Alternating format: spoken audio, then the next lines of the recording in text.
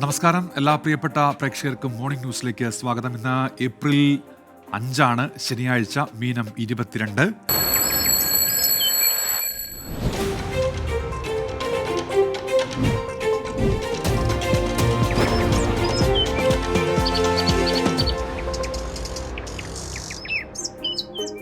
Morning ന്യൂസിലേക്ക് വിശദമായി പോകുമ്പോൾ ആദ്യ വാർത്തക്കായി നമ്മൾ കോഴിക്കോട്ടേക്കാണ് പോകുന്നത്. നിപ്പ രോഗലക്ഷണങ്ങളുടെ യുവതി കോഴിക്കോട് മെഡിക്കൽ കോളേജ് ആശുപത്രിയിൽ ചികിത്സയിൽ. മലപ്പുറം കുറ്റിപ്പുറം സ്വദേശിയായ 40-കാരിയാണ് ചികിത്സയിലുള്ളത്. ഇവരുടെ സ്രവം വൈറോളജി ലാബിലേക്ക് പരിശോധനയ്ക്കായി അയച്ചിട്ടുണ്ട്. ഇന്ന് ഉച്ചയോടെ ഫലം വരും എന്നാണ് വിവരം. അഭിജിത്ത് മുഴക്കുന്ന വാർത്തയുടെ വിശദാംശങ്ങളുമായി ഇപ്പോൾ കോഴിക്കോട് നിന്ന് ചേരുന്നുണ്ട്. Abhijith, good morning. ഈ നിപ്പ ആശങ്ക വീണ്ടും വരികയാണല്ലോ അഭിജിത്ത്. Unmesh, good morning. ഇക്കാര്യത്തിൽ ഒരു സ്ഥിരീകരണം ഉച്ചയ്ക്ക് മുൻപായി ഉണ്ടാകുമെന്നാണ് നമ്മൾ പ്രതീക്ഷിക്കുന്നത്. ഇവരുടെ സ്രവം കോഴിക്കോട്ടെ വൈറോളജി ലാബിലേക്ക് പരിശോധനയ്ക്കായി അയച്ചിട്ടുണ്ട്. അതിന്റെ പരിശോധനാ ഫലമാണ് ഉച്ചയ്ക്ക് മുൻപായി വരിക. അതിനുശേഷം മാത്രമാണ് ഇക്കാര്യത്തിൽ ഒരു സ്ഥിരീകരണം ഉണ്ടാവുക. കഴിഞ്ഞ ദിവസം വൈകിട്ടോടു കൂടിയാണ് ഈ 40-കാരിയെ കോഴിക്കോട് മെഡിക്കൽ കോളേജ് ആശുപത്രിയിൽ പ്രവേശിപ്പിക്കുന്നത്. അതിനു മുൻപ് ഒരാഴ്ചയായി ഇവർ മലപ്പുറത്തുള്ള ഒരു സ്വകാര്യ ആശുപത്രിയിൽ ചികിത്സയിലായിരുന്നു. അവിടെ നിന്ന് ഈ നിപ്പ രോഗലക്ഷണങ്ങൾ കാണിക്കുകയും തുടർന്നത് ഭേദമാകാതെയും വന്നതോടെയാണ് കോഴിക്കോട് മെഡിക്കൽ കോളേജ് ആശുപത്രിയിലേക്ക് മാറ്റുന്നതും ഇവരുടെ സ്രവം പരിശോധനയ്ക്കായി അയക്കുകയും ചെയ്യുന്നത്. നിലവിൽ ഇവർ പ്രത്യേക നിരീക്ഷണ വാർഡിലാണുള്ളത്. ഏതായാലും ഈ പരിശോധനാ ഫലം വരുന്നതോടുകൂടി നമുക്ക് ഇക്കാര്യത്തിൽ ഒരു വ്യക്തതയുണ്ടാകും. ഉന്മേഷ്, ശരി. അഭിജിത്ത് മുഴക്കുന്നാണ് കോഴിക്കോട് നിന്ന് വിവരങ്ങൾ നൽകിയത്. SKN40 കേരള യാത്രയുടെ 2ാം ഘട്ടം നാളെ മുതൽ. VPS Lakeshore presents SKN40, presented by VPS Lakeshore, co-presented by Lulu Group India, Ujala Fabric Conditioner, co-powered by MyG Future, Xylem Learning App, Indian Institute of Commerce, Lakshya, Leela Ravis. Celebrating partners, Joya Lucas, Jain Deemed to be University Kochi, Crown Plaza, Kochi, VKC Dibon, Swayamvara Silks, NIMS, a unit of NI Educational Trust, MGM Group of Educational Institutions, Medimix, Rich Max Finvest, Region Care, Benny's Royal Tours Private Limited, G-Tech Computer Education, Milma, New Rajasthan Marbles.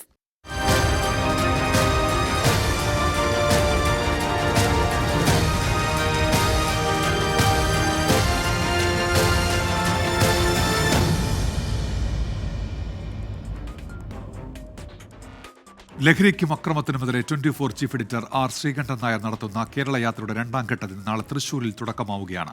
Thekkinkadu മൈതാനിയിൽ നിന്ന് രാവിലെ 7 മണിക്ക് good morning with R Sreekandan Nair ഷോയോടുകൂടി യാത്ര ആരംഭിക്കും. വടക്കൻ കേരളത്തിലും ലഹരി വിരുദ്ധ സന്ദേശം എത്തിച്ച് യാത്ര ഈ മാസം 20 കോഴിക്കോട് ബീച്ചിൽ മഹാസമ്മേളനത്തോടെ സമാപിക്കും. അരുത് അക്രമം, അരുത് ലഹരി, അരുതരുതരുത വിവേകം. അരുത് അക്രമം, അരുത് ലഹരി, അണിചേരുക നാം ഒന്നായി. അരുത് അക്രമം, അരുത് ലഹരി, അരുതരുതരുത വിവേകം. അരുത് അക്രമം, അരുത് ലഹരി, അണിചേരുക നാം ഒന്നായി. ലഹരിക്കും അക്രമത്തിനുമെതിരായ SKN40 കേരള യാത്രയിൽ പ്രായഭേദമന്യേ ആയിരങ്ങൾ അണിനിരക്കും. തൃശൂർ തേക്കിൻകാട് മൈതാനിയിൽ നിന്ന് രാവിലെ 7 മണിക്ക് 2ാം ഘട്ട യാത്രയ്ക്ക് തുടക്കമാകും. പൂങ്കുന്നം ഗ്രാമത്തിലും ശ്രീ കേരളോർമ്മ കോളേജിലും യാത്രയെത്തും. Akkikkavu royal college of engineering and ടെക്നോളജിയിലെ വിദ്യാർത്ഥികളും അധ്യാപകരും ലഹരി വിരുദ്ധ പോരാട്ടത്തിൽ പങ്കാളികളാകും. എരുമപ്പെട്ടിയിൽ നാടാകെ ഒന്നിച്ചുള്ള ലഹരി പോരാട്ടത്തിനാകും സാക്ഷ്യം വഹിക്കുക. 2ാം ഘട്ടത്തിലെ ആദ്യ ദിനം വടക്കാഞ്ചേരി ഏങ്കക്കാട് സമാപിക്കും. ചേലക്കര, കുത്താമ്പുള്ളി, ചെറുതുരുത്തി, തൃശൂർ നഗരം, അരിമ്പൂർ എന്നിവിടങ്ങളിലും തിങ്കളാഴ്ച യാത്രയെത്തും.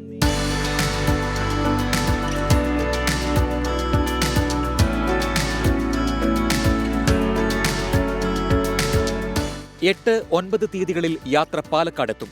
10, 11, 12 തീയതികളിലാണ് മലപ്പുറം ജില്ലയിലെ പര്യടനം. 13-നും 14-നും വയനാട്ടിലും 15-നും 16-നും കോഴിക്കോട് ജില്ലയിലുമാണ് പര്യടനം. കണ്ണൂർ ജില്ലയിൽ 17, 18 തീയതികളിൽ യാത്രയെത്തും. ഈ മാസം 19-നാണ് കാസർഗോഡ് ജില്ലയിലെ പര്യടനം. 20-ാം തീയതി കോഴിക്കോട് ബീച്ചിൽ നടക്കുന്ന യാത്രയുടെ സമാപന ചടങ്ങിൽ 1 ലക്ഷത്തോളം പേർ പങ്കെടുക്കും. 24 തൃശൂർ. ആലപ്പുഴയിലെ ഹൈബ്രിഡ് കഞ്ചാവ് കേസിൽ പ്രതികളെ കസ്റ്റഡിയിൽ വാങ്ങാൻ അന്വേഷണ സംഘം. ഒന്നാം പ്രതി തസ്ലീമ സുൽത്താനെയും കൂട്ടാളി ഫിറോസിനെയും കസ്റ്റഡിയിൽ വാങ്ങി വിശദമായി ചോദ്യം ചെയ്യാനാണ് അന്വേഷണ സംഘത്തിന്റെ തീരുമാനം. കേസിൽ ഇനിയും പ്രതികളെ പിടികൂടാനുണ്ടെന്നാണ് എക്സൈസ് നൽകുന്ന സൂചന. കൊറിയർ വഴിയാണ് ഇവരുടെ പക്കൽ കഞ്ചാവ് കിട്ടിയത് എന്നാണ് മൊഴിയെങ്കിലും എക്സൈസ് ഇത് പൂർണ്ണ വിശ്വാസത്തിലെടുത്തിട്ടില്ല. വൈകാതെ തന്നെ പ്രതികൾക്കായി കസ്റ്റഡി അപേക്ഷ നൽകും. കേസിൽ പ്രതിയായിട്ടുള്ള തസ്ലീമ സുൽത്താനയുടെ സിനിമാ മേഖലയിലെ ബന്ധങ്ങളും അന്വേഷിച്ചു വരികയാണ്. CPIM മധുര പാർട്ടി കോൺഗ്രസിൽ സംഘടനാ റിപ്പോർട്ടിലെ നിർണായക ചർച്ചകൾ ഇന്ന്. പൊളിറ്റ് ബ്യൂറോ അംഗം BV രാഘവലു ആണ് സംഘടനാ റിപ്പോർട്ട് അവതരിപ്പിച്ചത്. നേതാക്കൾക്ക് പാർലമെന്ററി വ്യാമോഹങ്ങൾ വർദ്ധിച്ചു എന്നതടക്കമുള്ള വിമർശനങ്ങൾ റിപ്പോർട്ടിലുണ്ട്. പ്രായപരിധിയിൽ ഇളവ് നൽകണോ എന്ന കാര്യവും ഇന്ന് നടക്കുന്ന ചർച്ചകളിൽ ഉയർന്നുവരും. മുഖ്യമന്ത്രി പിണറായി വിജയൻ ഇത്തവണയും ഇളവുണ്ടാകും എന്നാണ് സൂചന. ബൽറാം നെടുങ്ങാടി വിശദാംശങ്ങളുമായി ഇപ്പോൾ മധുരയിൽ നിന്ന് ചേരുന്നുണ്ട്. Balram, good morning. സംഘടനാ റിപ്പോർട്ടിന്റെ ചർച്ചയിലേക്ക് വരെ പാർട്ടി കോൺഗ്രസ് നടപടികൾ എത്തിയിരിക്കുന്നു. ഇനി അടുത്ത ദിവസം നടക്കാനുള്ള പുതിയ കമ്മിറ്റികളുടെ തെരഞ്ഞെടുപ്പ് ഉൾപ്പെടെയാണ്. എന്തൊക്കെയാണ് വിവരങ്ങൾ ബൽറാം? ഉന്മേഷ, പാർട്ടി കോൺഗ്രസിലെ നിർണായകമായ ഏറ്റവും പ്രധാനപ്പെട്ട ചർച്ചകളാണ് ഇന്ന് നടക്കുന്നത്. ഈ പാർട്ടി കോൺഗ്രസിനെ സംബന്ധിച്ചിടത്തോളവും കൂടുതലായി പാർട്ടി കോൺഗ്രസിന് മുന്നോടിയായി ഉയർന്ന ചർച്ചകളിൽ ഉയർന്നു വന്ന ഒരു കാര്യം എന്നുള്ളത് പാർട്ടിയുടെ നേതൃത്വത്തിൽ നിന്ന് പോളിറ്റ് ബ്യൂറോയിൽ നിന്നും 7 അംഗങ്ങൾക്ക് പ്രായപരിധി മൂലം ഇത്തവണ ഒഴിയേണ്ട സാഹചര്യമുണ്ട്. അതിൽ ഇളവുണ്ടാകുമോ എന്നുള്ളതാണ്. കഴിഞ്ഞ കേന്ദ്ര കമ്മിറ്റി യോഗത്തിലെ ചർച്ചകളിൽ, ഡൽഹിയിൽ ചേർന്ന കേന്ദ്ര കമ്മിറ്റി യോഗത്തിൽ ഇത്തരത്തിൽ പ്രായപരിധി കൃത്യമായി പാലിച്ചാൽ വലിയൊരു നിര നേതാക്കൾ ഒഴിയേണ്ട സാഹചര്യമുണ്ടാകുമെന്നും അത് പാർട്ടി നേതൃത്വത്തിൽ പ്രതിസന്ധി ഉണ്ടാക്കുമെന്നും അനുഭവ പരിചയമുള്ള നേതാക്കളുടെ അഭാവം ഉണ്ടാകുമെന്നും ചില അംഗങ്ങൾ അഭിപ്രായം രേഖപ്പെടുത്തിയിരുന്നു. ഇത് ഉൾപ്പെടെ, ഈ കാര്യങ്ങൾ ഉൾപ്പെടെ പാർട്ടി കോൺഗ്രസിലെ ചർച്ചകളിലും ഉയർന്നു വരാനുള്ള സാധ്യത നിലനിൽക്കുന്നുണ്ട്. അതുകൊണ്ട് തന്നെ ഈ നേതാക്കൾക്ക് ഇളവ് നൽകേണ്ടതുണ്ടോ എന്ന കാര്യം ചർച്ചയാകും. പല സംസ്ഥാനങ്ങളിലും വ്യത്യസ്തമായ അഭിപ്രായം ഈ വിഷയത്തിൽ ഉണ്ട് എന്നുള്ളതും ശ്രദ്ധേയമാണ്. പ്രത്യേകിച്ച് തമിഴ്നാട് ഘടകം ഈ പ്രായപരിധി ഗുണം ചെയ്തിട്ടില്ല എന്നും ജില്ലാ കമ്മിറ്റികളിൽ ഉൾപ്പെടെയുള്ളവയിൽ ഇത് തിരിച്ചടിയുണ്ടാക്കുന്നു എന്നുമുള്ള ഒരു വിഷയം ചൂണ്ടിക്കാണിച്ചിട്ടുണ്ട്. നേതാക്കൾ അനുഭവ പരിചയം നേടിയെത്തുമ്പോഴേക്കും അവർക്ക് പ്രായപരിധി പൂർത്തിയാകുന്നു. പ്രായപരിധിയെ തുടർന്ന് ഒഴിവാക്കപ്പെടുന്ന നേതാക്കൾ പലയിടങ്ങളിലും പ്രശ്നങ്ങൾ ഉണ്ടാക്കുന്നുണ്ട് എന്നതടക്കമുള്ള കാര്യങ്ങൾ തമിഴ്നാട്ടിലെ അംഗങ്ങൾ വ്യക്തമാക്കിയിട്ടുണ്ട്. ഇക്കാര്യങ്ങൾ സംബന്ധിച്ചുള്ള കാര്യങ്ങൾ തമിഴ്നാട് ഘടകം നിലപാട് സ്വീകരിച്ചേക്കുമെന്ന സൂചനയുണ്ട്. ഇതോടൊപ്പം എന്നാൽ പശ്ചിമബംഗാൾ ആകട്ടെ പ്രായപരിധിയെ അനുകൂലിക്കുകയാണ്. സംസ്ഥാനത്ത് അത് ഗുണം ചെയ്തു എന്നാണ് ചൂണ്ടിക്കാണിക്കുന്നത്. എന്തായാലും ഈ തുടർന്നായിരിക്കും ഇക്കാര്യത്തിൽ ഒരു അന്തിമ തീരുമാനത്തിലെത്തുക. കേരള ഘടകത്തിന്റെ നിലപാട് നിർണായകമാകും. മുഖ്യമന്ത്രി പിണറായി വിജയന് ഇത്തവണയും ഇളവുണ്ടാകുമെന്ന് ഏതാണ്ട് വ്യക്തമാണ്. മറ്റ് നേതാക്കളുടെ കാര്യത്തിൽ ഇന്ന് നടക്കുന്ന ചർച്ചകൾ ഏറെ നിർണായകമാകും. ഉന്മേഷ്. ശരി, ബൽറാം നെടുങ്ങാടിയാണ് മധുരയിൽ നിന്ന് വിശദാംശങ്ങൾ നൽകിയത്. CPIM പാർട്ടി കോൺഗ്രസിൽ സംഘടനാ റിപ്പോർട്ടിന്മേൽ ഇന്നും ചർച്ചകൾ തുടരും. 24 ബ്രേക്കിംഗ്. 12 വയസ്സുള്ള പെൺകുട്ടിയെ പീഡിപ്പിച്ചതിന് റിമാൻഡിൽ കഴിയുന്ന യുവതിക്കെതിരെ വീണ്ടും പോക്സോ കേസ്. കണ്ണൂർ തളിപ്പറമ്പിൽ കഴിഞ്ഞ മാസം അറസ്റ്റിലായ സ്നേഹ മെർലിനെതിരെയാണ് വീണ്ടും കേസെടുത്തത്. 12-കാരിയുടെ സഹോദരനെയും സ്നേഹ ലൈംഗിക പീഡനത്തിന് ഇരയാക്കി എന്നാണ് കണ്ടെത്തൽ. അരുൺ പൂപ്പറമ്പയുണ്ട് വിശദാംശങ്ങളുമായി ഇപ്പോൾ കണ്ണൂരിൽ നിന്ന്. അരുൺ, എന്തൊക്കെയാണ് വിവരങ്ങൾ? ഉന്മേഷ്, ഒരു മാസം മുമ്പാണ് 12 വയസ്സുള്ള പെൺകുട്ടിയെ ലൈംഗികമായ അതിക്രമത്തിന് ഇരയാക്കി എന്ന കേസിൽ സ്നേഹ മെർലിനെ, തളിപ്പറമ്പ് സ്വദേശിയായിട്ടുള്ള സ്നേഹ മെർലിനെ തളിപ്പറമ്പ് പോലീസ് അറസ്റ്റ് ചെയ്യുകയും പിന്നീട് ആ കേസിൽ റിമാൻഡ് ചെയ്യുകയും ചെയ്തത്. ഒന്നിൽ കൂടുതൽ തവണ ഈ 12 വയസ്സുള്ള പെൺകുട്ടിയെ ലൈംഗികമായ അതിക്രമത്തിന് ഇരയാക്കി എന്നായിരുന്നു ആ ഘട്ടത്തിൽ പെൺകുട്ടിയുടെ മൊഴിയും പിന്നീട് പോലീസ് കണ്ടെത്തുകയും ചെയ്തത്. അതിനുശേഷം ഞാൻ സൂചിപ്പിച്ചതുപോലെ സ്നേഹ റിമാൻഡിൽ കഴിയുകയാണ്. കഴിഞ്ഞ ദിവസം ഈ പരീക്ഷയൊക്കെ കഴിഞ്ഞതിന് ശേഷമാണ് ഈ 12 വയസ്സുള്ള പെൺകുട്ടിയുടെ സഹോദരൻ, ഒരു 15-കാരനാണ്, 15-കാരനും വീട്ടുകാരോട് ഈ സ്നേഹയെ പറ്റി ചില കാര്യങ്ങൾ വെളിപ്പെടുത്തി അതിൽ തന്നെയും ലൈംഗിക അതിക്രമത്തിന് ഇരയാക്കിയിട്ടുണ്ട് എന്ന കാര്യം വീട്ടുകാരോടാണ് ഈ 12-കാരിയുടെ സഹോദരൻ വെളിപ്പെടുത്തിയത്. അതിന് പിന്നാലെയാണ് ഈ കാര്യം ചൈൽഡ് ലൈനിനെയും അതോടൊപ്പം തന്നെ പോലീസിനെയും വീട്ടുകാർ വിവരം അറിയിക്കുന്നത്. പോലീസ് ഈ 15-കാരന്റെ മൊഴി വിശദമായി രേഖപ്പെടുത്തി. നേരത്തെ ഉണ്ടായതിന് സമാനമായി തന്നെ പലതവണയായി ലൈംഗിക അതിക്രമത്തിന് ഇരയാക്കിയിട്ടുണ്ട് എന്നതാണ് ഈ 15-കാരന്റെ മൊഴി ഉണ്ടായിട്ടുള്ളത്. അത് പല ഘട്ടങ്ങളിലും ദൃശ്യങ്ങൾ പകർത്താൻ പോലും സ്നേഹ ശ്രമിച്ചു എന്ന കാര്യം കൂടി ഈ 15-കാരന്റെ മൊഴിയിൽ പറയുന്നുണ്ട്. അതിനുശേഷമാണ് തളിപ്പറമ്പ് പോലീസ് വീണ്ടും ഒരു പോക്സോ കേസ് ഈ സ്നേഹ മെർലിനെതിരെ രജിസ്റ്റർ ചെയ്തിട്ടുള്ളത്. നിലവിൽ ജയിലിലുള്ള സ്നേഹയെ വീണ്ടും ഇതിന്റെ നടപടിക്രമത്തിന്റെ ഭാഗമായി സ്നേഹയുടെ അറസ്റ്റ് വീണ്ടും രേഖപ്പെടുത്തുകയും ചെയ്യും. മുമ്പ് തളിപ്പറമ്പിലെ CPI നേതാവിനെ മർദ്ദിച്ച കേസിലും സ്നേഹ പ്രതിയാണ്. 23കാരി മാത്രമാണ്. പക്ഷേ നിരന്തരമായി ഇത്തരം ലൈംഗിക അതിക്രമ കേസുകൾ, അതോടൊപ്പം തന്നെ ക്രിമിനൽ കേസുകളിലെല്ലാം പ്രതിയായിട്ടുള്ള ആളാണ് സ്നേഹ മെർലിൻ. അതിലിപ്പോൾ ഒരു പുതിയ പോക്സോ കേസ് കൂടി തളിപ്പറമ്പ് പോലീസ് രജിസ്റ്റർ ചെയ്യുകയാണ്. അതിൽ ഞെട്ടിപ്പിക്കുന്ന ഒരു കാര്യം, നേരത്തെ ലൈംഗിക അതിക്രമത്തിന് ഇരയാക്കിയ പെൺകുട്ടിയുടെ സഹോദരനെയാണ് സ്നേഹ പീഡിപ്പിച്ചത് എന്ന വിവരമാണ് പുറത്തുവരുന്നത്. ശരി, അരുൺ പൂപ്പറമ്പയാണ് കണ്ണൂരിൽ നിന്ന് വിശദാംശങ്ങൾ നൽകിയത്. പാർലമെന്റിൽ പാസാക്കിയ വഖഫ് നിയമ ഭേദഗതി ബില്ലിനെ നിയമപരമായി നേരിടാൻ ഒരുങ്ങി പ്രതിപക്ഷം. കോൺഗ്രസും AIMIയും ബില്ലിനെതിരെ സുപ്രീം കോടതിയെ സമീപിച്ചതിന് പിന്നാലെ കൂടുതൽ പ്രതിപക്ഷ പാർട്ടികളും കോടതിയെ സമീപിക്കാൻ ഒരുങ്ങുകയാണ്. ഭരണഘടന അനുശാസിക്കുന്ന സമത്വം, മതപരമായ സ്വാതന്ത്ര്യം എന്നിവയ്ക്കെതിരെയാണ് ബില്ലെന്ന് ചൂണ്ടിക്കാട്ടി കോടതിയെ സമീപിക്കും. മുസ്ലിം ലീഗ് ഉൾപ്പെടെയുള്ള പാർട്ടികൾ നിയമോപദേശം തേടിയെന്നാണ് വിവരം. നിയമപരമായി ബില്ലിനെ നേരിടുന്നതിനൊപ്പം പ്രതിഷേധം ശക്തമാക്കാനാണ് പ്രതിപക്ഷ പാർട്ടികളുടെ തീരുമാനം. ബില്ല് പിൻവലിക്കണമെന്നാവശ്യപ്പെട്ട് ഇന്നലെ കൊൽക്കത്തയിൽ വൻ പ്രതിഷേധമുണ്ടായിരുന്നു. ബില്ലിനെതിരെ ഇന്ത്യ മുന്നണിയുടെ കൂട്ടായ പ്രതിഷേധവും പരിഗണനയിലുണ്ട്. 3 ദിവസത്തെ സന്ദർശനത്തിനായി പ്രധാനമന്ത്രി നരേന്ദ്രമോദി ശ്രീലങ്കയിലാണ്. ശ്രീലങ്കൻ പ്രസിഡന്റ് അനുരാഗ് കുമാര ദിസനായികയുമായി പ്രധാനമന്ത്രി കൂടിക്കാഴ്ച നടത്തും. പ്രതിരോധം, ഊർജ്ജം, സുരക്ഷ, ഡിജിറ്റലൈസേഷൻ എന്നീ മേഖലകളിൽ സഹകരണം വർദ്ധിപ്പിക്കുന്നതുമായി ബന്ധപ്പെട്ട നിർണായക തീരുമാനങ്ങൾ ഉണ്ടാകും. 3 മാസം മുൻപ് ശ്രീലങ്കൻ പ്രസിഡന്റ് ഇന്ത്യയിലെത്തിയിരുന്നു. ഇരു രാജ്യങ്ങളുടെയും സഹകരണം വർദ്ധിപ്പിക്കുന്നതുമായി ബന്ധപ്പെട്ട സംയുക്ത പ്രസ്താവനയും നടത്തിയിരുന്നു. മധ്യപ്രദേശിലെ ജബൽപൂരിൽ മലയാളി വൈദികരെ ആക്രമിച്ച സംഭവത്തിൽ FIR രജിസ്റ്റർ ചെയ്ത് പോലീസ് അന്വേഷണം തുടങ്ങി. ആക്രമണത്തിൽ പങ്കെടുത്ത 3 പേരെ മാത്രമാണ് ഇതുവരെ തിരിച്ചറിയാൻ കഴിഞ്ഞത്. ദൃശ്യങ്ങൾ പരിശോധിച്ച് കൂടുതൽ പേരെ പ്രതി ചേർക്കുമെന്ന് ജബൽപൂർ ജില്ലാ പോലീസ് മേധാവി പറഞ്ഞു. ശ്രീനാഥ് ചന്ദ്രൻ മുംബൈയിൽ നിന്ന് വിശദാംശങ്ങളുമായി ചേരുന്നുണ്ട്. ശ്രീനാഥ്, നേരത്തെ ഈ കേസെടുക്കാൻ പോലീസ് വൈകിയതിനെതിരെയും വിമർശനം ഉയർന്നിരുന്നുവല്ലോ, എന്തൊക്കെയാണ് വിവരങ്ങൾ ശ്രീനാഥ്? ഉന്മേഷ്, ഈ സംഭവം നടന്ന ഏതാണ്ട് 4 ദിവസം കഴിഞ്ഞതിന് ശേഷം മാത്രമാണ് പോലീസ് ഈ കേസിൽ ഒരു FIR രജിസ്റ്റർ ചെയ്യാൻ പോലും തയ്യാറായത്. ആദ്യഘട്ടത്തിൽ പ്രതികൾ ആരും തന്നെ തിരിച്ചറിയാൻ കഴിഞ്ഞില്ല എന്നതാണ് പോലീസ് പറഞ്ഞത്. ഏതായാലും ഏറ്റവും ഒടുവിൽ രാത്രിയോടെ 3 പ്രതികളെ തിരിച്ചറിയാൻ കഴിഞ്ഞു എന്നാണ് പോലീസിന്റെ വാദം. നമുക്കറിയാം, ഈ ദൃശ്യങ്ങളൊക്കെ തന്നെ ലോകം മുഴുവൻ കണ്ടതാണ്. ഈ സംഭവങ്ങളിൽ പങ്കെടുത്ത ആളുകളെ കുറിച്ച് കൃത്യമായ ബോധ്യം പോലീസിന് ഉണ്ടാവേണ്ടതുമാണ്. പക്ഷെ പോലീസ് ഇപ്പോൾ പറയുന്നത് 3 പേരെ തിരിച്ചറിയാൻ കഴിഞ്ഞു, ശേഷിക്കുന്ന ആളുകളെയൊക്കെ തിരിച്ചറിയാനുള്ള ശ്രമം തുടങ്ങി എന്നതാണ്. സംഭവം നടന്ന് ഇപ്പോൾ 5ാം ദിവസത്തിലേക്ക് എത്തുമ്പോഴാണ് പോലീസ് ഇനിയും ഈ ദൃശ്യങ്ങൾ പരിശോധിച്ച് ആളുകളെ തിരിച്ചറിയാനുള്ള ശ്രമം നടത്തുന്നത് എന്നത് ശ്രദ്ധേയമാണ്. ഏതായാലും കൂടുതൽ പേരെ തിരിച്ചറിഞ്ഞ ശേഷം അവരെ കൂടി പ്രതി ചേർക്കും എന്ന് പോലീസ് പറയുന്നു. പക്ഷേ പ്രതികളെ ആരെയും തന്നെ പെട്ടെന്ന് പിടികൂടാനുള്ള സാധ്യതയും ഇല്ല എന്നതുകൂടി ഉണ്ട്. പോലീസ് പ്രതികളൊക്കെ തന്നെ സംഭവത്തിന് പിന്നാലെ ഒളിവിൽ പോയി എന്നൊരു ന്യായം കൂടി നേരത്തെ തന്നെ വൈദികരോട് പറയുന്നതുമാണ്. കേസെടുക്കാൻ വൈകുന്നു എന്തേ എന്ന ചോദ്യത്തിന് നവരാത്രി ഉത്സവമുണ്ട്, അത് കഴിയുന്നത് വരെ കാത്തിരിക്കണം എന്നതായിരുന്നു പോലീസിന്റെ മറുപടി. അതിനു മുൻപ് ഏതെങ്കിലും നിയമ നടപടി സ്വീകരിച്ചാൽ അത് മറ്റു പ്രശ്നങ്ങൾ ഉണ്ടാക്കും എന്നതായിരുന്നു പോലീസിന്റെ ന്യായവാദം. ഒപ്പം തന്നെ പ്രതികൾ അതിനോടകം തന്നെ ഒളിവിൽ പോയി എന്നുള്ള കാര്യം കൂടി ഒരു വിചിത്ര ന്യായവാദമായി പോലീസ് ഉന്നയിക്കുന്നുണ്ടായിരുന്നു. ഏതായാലും വലിയ വിമർശനങ്ങൾ നേരിട്ടതിന് ശേഷം മാത്രമാണ് പോലീസ് ഇന്നലെ FIR രജിസ്റ്റർ ചെയ്യാൻ തയ്യാറായത്. ഇപ്പോൾ 3 പേരെ പ്രതി ചേർത്തിട്ടുണ്ട്. ശേഷിക്കുന്ന ആളുകളെ ഇനി ദൃശ്യങ്ങൾ കണ്ട് പരിശോധിച്ച് തിരിച്ചറിയേണ്ടതുണ്ട് എന്നതാണ് പോലീസ് പറയുന്നത്. പ്രതികളെ പിടികൂടാൻ ഇനിയും എത്ര സമയമെടുക്കും എന്ന കാര്യം കൂടി കണ്ടറിയേണ്ടിയിരിക്കുന്നു. ഉന്മേഷ്. ശരി ശ്രീനാഥ് ചന്ദ്രനാണ് മുംബൈയിൽ നിന്ന് വിവരങ്ങൾ നൽകിയത്.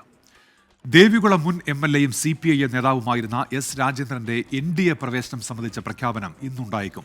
പാർട്ടി പ്രവേശനം സംബന്ധിച്ച ഔദ്യോഗിക പ്രഖ്യാപനം RPI അത്താവാലെ വിഭാഗം ചെയർമാൻ രാംദാസ് അത്താവാലെ നടത്തിയേക്കുമെന്നാണ് വിവരം. ഇന്നലെ കൊച്ചിയിലെത്തിയ അത്താവാലയും രാജേന്ദ്രനും തമ്മിൽ ചർച്ചകൾ നടന്നിരുന്നു. S രാജേന്ദ്രന് പാർട്ടിയിൽ നൽകേണ്ട പദവി സംബന്ധിച്ച ചർച്ചകളാണ് ഇപ്പോൾ നടക്കുന്നത്. സമരം തുടരുന്ന ആശാ വർക്കേഴ്സുമായി ആരോഗ്യമന്ത്രിയുടെ അടുത്ത ഘട്ട ചർച്ച ഉടനുണ്ടാകില്ല. 3ാം ഘട്ട ചർച്ച പരാജയപ്പെട്ടതിന് പിന്നാലെ ഉടൻ വീണ്ടും ചർച്ച നടത്തും എന്നായിരുന്നു അറിയിച്ചിരുന്നത്. എന്നാൽ സമരക്കാരും ആരോഗ്യവകുപ്പും വിട്ടുവീഴ്ചയ്ക്ക് തയ്യാറാകാത്തതോടെ ചർച്ച നീണ്ടുപോകുമെന്നാണ് സൂചന. ഇതിനിടെ സമരക്കാരുടെ ആവശ്യങ്ങൾ പരിഗണിക്കാതെ പ്രശ്നപരിഹാരത്തിന് സമിതിയെ രൂപീകരിച്ച് ഉത്തരവിറക്കാൻ സാധ്യതയുണ്ട്. എങ്കിൽ സമരത്തിന്റെ അടുത്ത ഘട്ടം സമരസമിതി ആലോചിക്കും. രാപകൽ സമരത്തിന്റെ 55ാം ദിവസവും നിരാഹാര സമരത്തിന്റെ 17ാം ദിവസവുമാണ് ഇന്ന്. കരുവന്നൂർ കേസിൽ അന്വേഷണം പൂർത്തിയാക്കാത്തതിന് സംസ്ഥാന സർക്കാരിന് ഹൈക്കോടതിയുടെ രൂക്ഷ വിമർശനം. 4 വർഷമായിട്ടും എന്തുകൊണ്ടാണ് അന്വേഷണം പൂർത്തിയാക്കാൻ വൈകുന്നത് എന്ന് കോടതി ചോദിച്ചു. ക്രൈംബ്രാഞ്ച് അന്വേഷണ ഉദ്യോഗസ്ഥനെ നേരിട്ട് വിളിച്ചു വരുത്തിയായിരുന്നു ഹൈക്കോടതിയുടെ വിമർശനം. പോലീസിന്റെ അന്വേഷണം ഇഴഞ്ഞു നീങ്ങുന്നത് ED കേസിനെ ഇല്ലാതാക്കാനാണോ എന്നും കോടതിയുടെ ചോദ്യം. 3 മാസത്തിനുള്ളിൽ കുറ്റപത്രം സമർപ്പിക്കുമെന്ന് സർക്കാർ കോടതി അറിയിച്ചു. വിഷയത്തിൽ വിശദമായ സത്യവാങ്മൂലം സമർപ്പിക്കാനായി സർക്കാരിനോട് ആവശ്യപ്പെട്ട കോടതി ബന്ധപ്പെട്ട ഹർജി അടുത്തയാഴ്ചത്തേക്ക് മാറ്റി. കത്തോലിക്ക കോൺഗ്രസ് താമരശ്ശേരി രൂപതയുടെ നേതൃത്വത്തിലുള്ള അവകാശ പ്രഖ്യാപന റാലിയും പ്രതിഷേധ പൊതുസമ്മേളനവും ഇന്ന് കോഴിക്കോട് മുതലക്കുളം മൈതാനിയിലാണ് സമ്മേളനം. ആർച്ച് ബിഷപ്പ്മാർ ജോസഫ് പാമ്പളാനി ഉദ്ഘാടനം ചെയ്യും. താമരശ്ശേരി രൂപത ബിഷപ്പ്മാർ റെമിജിയോസ് ഇഞ്ചനാനിയിൽ ഉൾപ്പെടെ പങ്കെടുക്കും. JB കോശി കമ്മീഷൻ റിപ്പോർട്ട് നടപ്പാക്കുക, ജനങ്ങൾക്ക് ഉപകാരപ്പെടുന്ന രീതിയിൽ വനനിയമങ്ങൾ മാറ്റുക തുടങ്ങിയവയാണ് ആവശ്യങ്ങൾ. മുനമ്പം വിഷയത്തിൽ ഉൾപ്പെടെ ബിഷപ്പുമാർ നിർണായക പ്രതികരണങ്ങൾ നടത്തിയേക്കും. സംസ്ഥാനത്ത് പരക്കെ മഴയ്ക്ക് സാധ്യതയുണ്ട്. ഇടുക്കി, പാലക്കാട്, മലപ്പുറം, വയനാട് ജില്ലകളിൽ ഇന്ന് യെല്ലോ അലർട്ടാണ്. കന്യാകുമാരി തീരത്ത് ഇന്ന് രാത്രി വരെ കള്ളക്കടൽ പ്രതിഭാസത്തിന് സാധ്യതയുണ്ടെന്നും കാലാവസ്ഥാ മുന്നറിയിപ്പ്. മേഘന മുരളി തിരുവനന്തപുരത്ത് നിന്ന് വിവരങ്ങൾ വായിച്ചിരുന്നുണ്ട്. മേഘന, ഗുഡ് മോർണിംഗ്. ഏത് തരത്തിലാണ് മഴ മുന്നറിയിപ്പുകൾ? മേഘന. Good morning Unmesh. കഴിഞ്ഞ ദിവസങ്ങളിൽ തന്നെ ഈ കനത്ത വേനലിന് ആശ്വാസമായി സംസ്ഥാനത്തിന്റെ പല ഭാഗങ്ങളിലും മഴ പെയ്യുന്നുണ്ട്. ഇന്നും പരക്കെ മഴ സാധ്യത എന്നുള്ളതാണ് കേന്ദ്ര കാലാവസ്ഥാ വകുപ്പിന്റെ മുന്നറിയിപ്പായിട്ടുള്ളത്. ഇന്ന് 4 ജില്ലകളിലാണ് യെല്ലോ അലേർട്ട് നിലനിൽക്കുന്നത്. ഇടുക്കി, പാലക്കാട്, മലപ്പുറം, വയനാട് ജില്ലകളിലാണ് ഇന്ന് യെല്ലോ അലേർട്ട് ഉള്ളത്. ആ ജില്ലകളിലടക്കം ഒറ്റപ്പെട്ട ഇടങ്ങളിൽ ശക്തമായ മഴ പെയ്യാനുള്ള സാധ്യതയുണ്ട്. കൂടാതെ ഇടിമിന്നലിനും കാറ്റിനും സാധ്യതയുണ്ട് എന്നുള്ളതാണ് കേന്ദ്ര കാലാവസ്ഥാ വകുപ്പിന്റെ മുന്നറിയിപ്പായിട്ടുള്ളത്. കൂടാതെ ഇന്നലെയും അടക്കം ഈ 8 ജില്ലകളിലായിരുന്നു യെല്ലോ അലേർട്ട് ഉണ്ടായിരുന്നത്. ഇവിടെയൊക്കെ കനത്ത മഴ പെയ്യുന്ന ഒരു സാധ്യത കൂടി ഉണ്ടായിരുന്നു. കൂടാതെ ഏപ്രിൽ 6 വരെ, നാളെ 3 ജില്ലകളിലാണ് യെല്ലോ അലേർട്ട് നിലനിൽക്കുന്നത്. ഏപ്രിൽ 6 വരെ ഇത്തരത്തിൽ വേനൽ മഴ ശക്തിപ്പെടാനും പല സ്ഥലങ്ങളിലും ഒറ്റപ്പെട്ട ശക്തമായ മഴയ്ക്കും സാധ്യതയുണ്ട് എന്നും കേന്ദ്ര കാലാവസ്ഥാ വകുപ്പ് അറിയിക്കുന്നു. അതിൽ പ്രധാനപ്പെട്ട കാരണമായി പറയുന്നത് തെക്കൻ തമിഴ്നാടിന് മുകളിലും തെക്കൻ ആൻഡമാൻ കടലിന് മുകളിലും ഒരു ചക്രവാത ചുഴി രൂപപ്പെട്ടതാണ് ഈ മഴയ്ക്ക് കാരണമെന്നുള്ളതാണ് കേന്ദ്ര കാലാവസ്ഥാ വകുപ്പ് പറയുന്നത്. അതുപോലെ തന്നെ കന്യാകുമാരി തീരത്ത് ഇന്ന് രാവിലെ മുതൽ രാത്രി വരെ കള്ളക്കടൽ പ്രതിഭാസത്തിനും സാധ്യതയുണ്ട്. അങ്ങനെ ഒരു ജാഗ്രത പാലിക്കണമെന്നടക്കമുള്ള നിർദ്ദേശങ്ങളും കേന്ദ്ര കാലാവസ്ഥാ വകുപ്പ് നൽകുന്നു. ശരി, മേഘന മുരളിയാണ് വിവരങ്ങൾ നൽകിയത് തിരുവനന്തപുരത്ത്. മാസപ്പടി കേസിൽ SFIO കുറ്റപത്രത്തിന്റെ സൂക്ഷ്മ പരിശോധന ഇന്ന് തുടങ്ങും. വിചാരണ കോടതിയായ എറണാകുളം സെഷൻസ് കോടതിയുടെ പരിഗണനയിലാണ് റിപ്പോർട്ടുള്ളത്. മുഖ്യമന്ത്രിയുടെ മകൾ വീണ, അവരുടെ ഉടമസ്ഥതയിലുള്ള എക്സാലോജി കമ്പനി, CMRL ഉടമ ശശിധരൻ കർത്ത അടക്കമുള്ളവർക്കെതിരെയാണ് കുറ്റപത്രം. സൂക്ഷ്മ പരിശോധന പൂർത്തിയാക്കി കുറ്റപത്രം ഫയലിൽ സ്വീകരിക്കും. ഇതിനുശേഷമാകും പ്രതികൾക്ക് സമൻസ് അയക്കുക.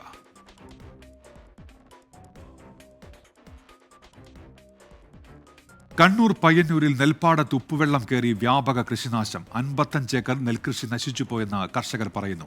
ഉപ്പുവെള്ളം തടയാനായി ഉണ്ടായിരുന്ന കാലപ്പഴക്കമുള്ള അണക്കെട്ട് പൂർണ്ണമായി തകർന്നതാണ് ദുരിതത്തിന് കാരണം.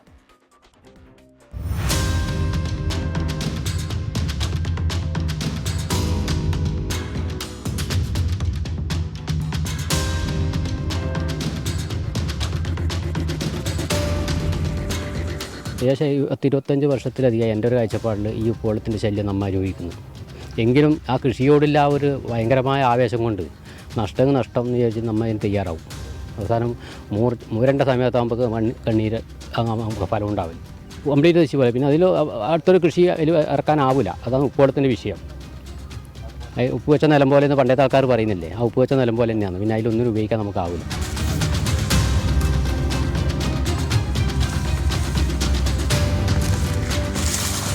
മൂന്ന് പാടശേഖരങ്ങളിലായി 55 ഏക്കർ നെൽകൃഷിയാണ് പൂർണ്ണമായും നശിച്ചുപോയത്. ഉപ്പുവെള്ളം കയറിയ വയലിലെ പുല്ല് പോലും ആർക്കും വേണ്ട.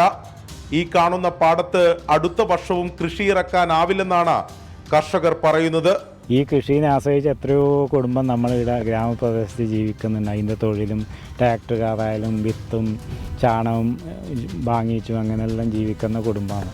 എൻ്റെ ഒരു കൃഷി നശിക്കുമ്പോൾ അതിന് ചുറ്റുപറ്റിയുള്ള ആൾക്കാർ മൊത്തം ബുദ്ധിമുട്ടായി വരും. ഉളിയത്തുകടവിന് കുറുകെ ഉണ്ടായിരുന്ന കാര അണക്കെട്ടായിരുന്നു ഉപ്പുവെള്ളം തടയാനുള്ള മാർഗം. അത് തകർന്നതോടെ വെള്ളം വേലിയേറ്റ സമയങ്ങളിൽ പുഴക്കരയിലുള്ള വയലുകളിലേക്ക് ഒഴുകി. അണക്കെട്ട് നശിച്ചു പോയതാണ് നമ്മളെ ഈ കൃഷിയിലെ നശിച്ചു പോകാനുള്ള യഥാർത്ഥ കാരണം. നമ്മളോട് താൽക്കാലികമായിട്ട് ഇവിടെ ഒരു ബണ്ട് കുറച്ച് കൊല്ലം മുമ്പേ നശിച്ചു പോയത് കുറച്ച് പൈസ ചിലവാക്കിയിട്ട് ഇവിടെ കെട്ടിയിട്ടുണ്ടായി. പക്ഷെ അതിനേക്കാളും അധികം ഉപ്പുവെള്ളം ഇപ്പം വേലിയേറ്റ സമയത്ത് ഇങ്ങോട്ട് കടന്നു വരികയാണ്. അത് മുമ്പേ ഉണ്ടായത് അവിടെ ഒരു അണക്കെട്ടാണ്. ആ അണക്കെട്ട് നശിച്ച് ഇപ്പം കുറേ കൊല്ലമായി.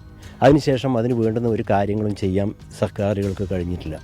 സർക്കാർ പ്രഖ്യാപിച്ച റെഗുലേറ്റർ കം ബ്രിഡ്ജിന്റെ നിർമ്മാണം അതിവേഗം പൂർത്തീകരിക്കുക മാത്രമാണ് നിലവിലെ പ്രതിസന്ധിക്കുള്ള പരിഹാരം. ഇല്ലെങ്കിൽ ഈ പ്രദേശത്തെ നെൽകർഷകർക്കെല്ലാം കൃഷി ഉപേക്ഷിക്കേണ്ടി വരും.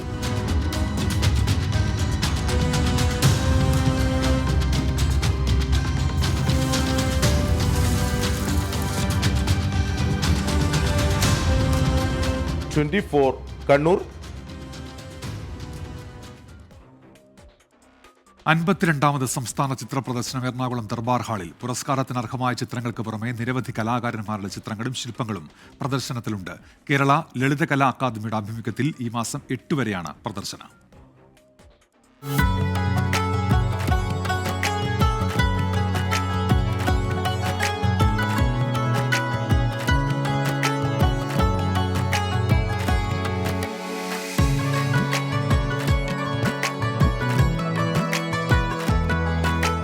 അൻപത്തിരണ്ടാമത് സംസ്ഥാന പുരസ്കാരത്തിന് തെരഞ്ഞെടുത്ത ചിത്രങ്ങളുടെ പ്രദർശനമാണ് ദർബാർ ഹാളിൽ നടക്കുന്നത്. ദർബാർ ഹാളിലും ജി സ്മാരക മന്ദിരത്തിലുമായാണ് പ്രദർശനം.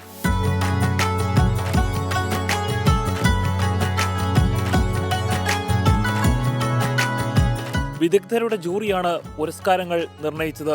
27 അവാർഡുകളുണ്ട് മൊത്തം. അതായത് 2 പേര് നമ്മൾ ഫെലോഷിപ്പ് നൽകുന്ന കലാകാരന്മാർ, കൂടാതെ 5 മെയിൻ അവാർഡുകൾ, പിന്നെ പല അതിൻ്റെ പേരിലുള്ള അവാർഡുകൾ. ഒരു ജൂറിയാണിത് തിരഞ്ഞെടുക്കുന്നത്. ഫസ്റ്റ് ജൂറി ഒരു 780ഓളം കലാകാരന്മാരുടെ വർക്കുകളുടെ എൻട്രിയിൽ നിന്ന് 350ഓളം ആർട്ടിസ്റ്റുകളുടെ വർക്കുകളാണ് സെലക്ട് ചെയ്തിരിക്കുന്നത്. അപ്പോൾ ആ വർക്കുകളെല്ലാം നമ്മൾ എക്സിബിറ്റ് ചെയ്തിട്ടുണ്ട്. ഈ മാസം 8 വരെയാണ് പ്രദർശനം. നിത്യജീവിതത്തിൽ മനുഷ്യർ അഭിമുഖീകരിക്കുന്ന പ്രശ്നങ്ങൾ തുടങ്ങി ഗസയിലെ യുദ്ധം വരെ പ്രമേയമായിട്ടുണ്ട്. കേരള ലളിതകലാ അക്കാദമിയുടെ ആഭിമുഖ്യത്തിൽ സംഘടിപ്പിക്കുന്ന പരിപാടിയിൽ സിനിമാ പ്രദർശനവും സംവാദവും നടക്കുന്നുണ്ട്.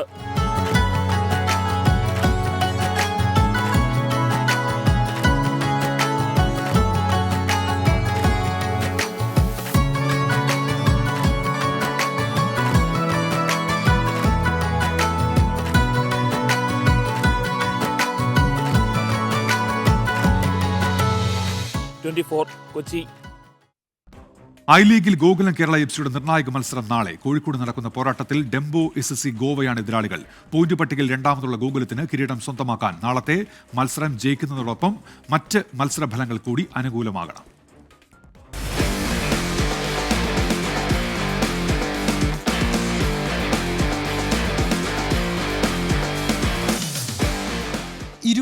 മത്സരങ്ങളിൽ നിന്ന് 37 പോയിന്റുമായി നിലവിൽ ലീഗ് പട്ടികയിൽ 2ാം സ്ഥാനത്താണ് ഗോകുലം കേരള FC.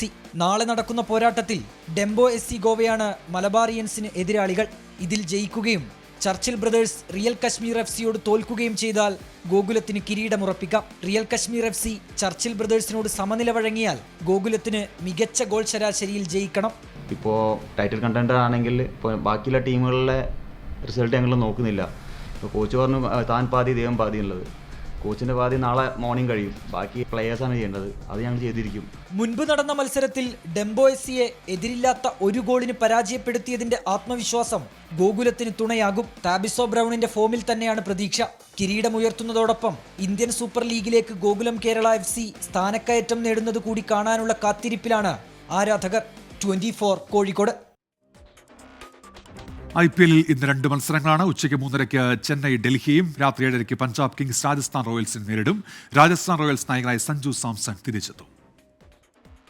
ധോണിയെക്കാട്ടിയുള്ള നമ്പറൊന്നും ഇനി നടക്കില്ല. സ്വന്തം ആരാധകർ തന്നെ വിമർശനവുമായി രംഗത്തെത്തിയതോടെ ചെന്നൈ സൂപ്പർ കിങ്സ് ഒരു കാലത്തുമില്ലാത്ത പ്രതിസന്ധിയിലാണ്. മുംബൈ ഇന്ത്യൻസിനെ തോൽപ്പിച്ചു തുടങ്ങിയെങ്കിലും 17 കൊല്ലത്തിന് ശേഷം സ്വന്തം തട്ടകത്തിൽ ബംഗളൂരുവിനോടും ഗുവാഹത്തിയിൽ പോയി രാജസ്ഥാനോടും തോറ്റ ചെന്നൈ പോയിന്റ് പട്ടികയിലെ അടിവാരം ടീമുകളിലൊന്നാണിപ്പോൾ. നായകൻ ഋതുരാജിനെയും രച്ചിൻ രവീന്ദ്രയെയും ഒഴിച്ചുള്ള ബാറ്റർമാരെല്ലാം മിസ് ഫയറിംഗ് ആണ്. ആരാധകരെ ആനന്ദിപ്പിക്കാൻ മാത്രമുള്ള ധോണിയുടെ കാമിയോ ഇന്നിംഗ്സുകൾ മതിയോ എന്നും ചോദ്യം. വിമർശനങ്ങളെയെല്ലാം ബൗണ്ടറി കടത്താൽ ചെപ്പോക്കിൽ നിന്ന് ഡൽഹി ക്യാപിറ്റൽസിനെതിരെ മികച്ച ജയം അനിവാര്യമാണ് മുൻ ചാമ്പ്യന്മാർക്ക്. അതേസമയം തുടർച്ചയായ 3ാം ജയമാണ് അക്സർ പട്ടേലിന്റെ ഡൽഹി ക്യാപിറ്റൽസിന്റെ ലക്ഷ്യം. സ്പിൻ കെണിയൊരുക്കി കാത്തിരിക്കുന്ന ചെന്നൈക്ക് അക്സർ പട്ടേൽ കുൽദീപ് യാദവ് ജോഡിയിലൂടെയാണ് ഡൽഹിയുടെ മറുപടി. 8 വിക്കറ്റുമായി പേസർ മിച്ചൽ സ്റ്റാർക്കും മിന്നും ഫോമിലുള്ളപ്പോൾ ചെന്നൈ പിച്ചിനെ നന്നായി അറിയാവുന്ന ഫഫ് ഡു പ്ലസിയും KL രാഹുലും ഡൽഹിയുടെ ബാറ്റിംഗ് നിരയ്ക്ക് കരുത്തേകും.